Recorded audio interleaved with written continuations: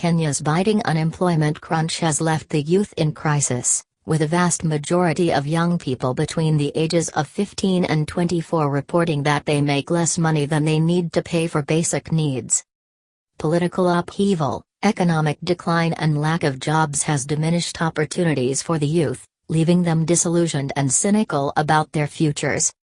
In a new study by research and communications firm Well Told Story, only 4% of young people claim to be financially fit, where financial fitness is defined as having an independent income and generate enough to set some money aside, as savings and/or assets, to be prepared for surviving a crisis and taking advantage of opportunities.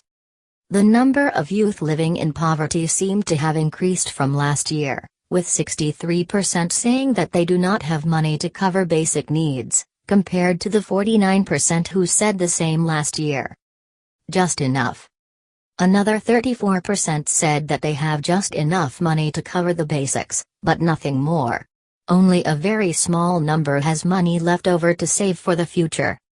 Half of those polled said that lack of money is the biggest deterrent in achieving their dreams, and even those who cited lack of education and opportunity pointed out that those problems could be fixed if they had money.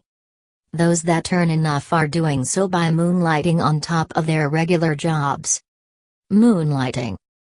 Most youth source money from at least 2 different income-generating activities. 83% of those who work for an employer or for their own company also report a side job and or occasionally grow and sell produce. Among students, 21% earn money through petty jobs, said the authors of the report.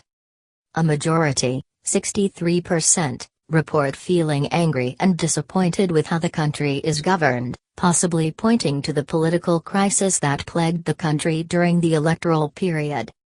They say that they feel excluded and voiceless and left out in the cold with little information about governance processes, even those that are aimed at them. Further, many female respondents reported feeling disenfranchised, saying that they don't even know if they care about politics. Political leadership. When the youth were asked about what it takes to gain political leadership in Kenya, they gave very different requirements for men and women. While men were only expected to primarily have money, women were required to have money and a stable family, well-behaved and capable husband and disciplined kids to qualify as a leader. It is more difficult for a young female than for a young male to engage in politics and rise to the ranks of a leader. The requirements silently imposed by the community are almost unachievable, and females tend to give up and disengage at higher rates than males, said the report. This points to existing societal attitudes about women in leadership, where the bar for them is set much higher and they are more likely than men to be punished politically for having dysfunctional families. Finally, most young people are having sex, and some become active even before their teenager years. According to the report, 2 out of 3 youths are sexually active and 1 in 5 start having sex before their 16th birthday.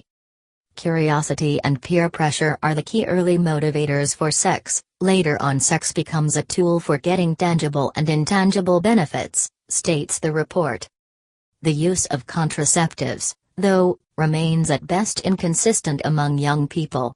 Ironically, 65% state that getting pregnant or getting a girl pregnant would be a big problem right now.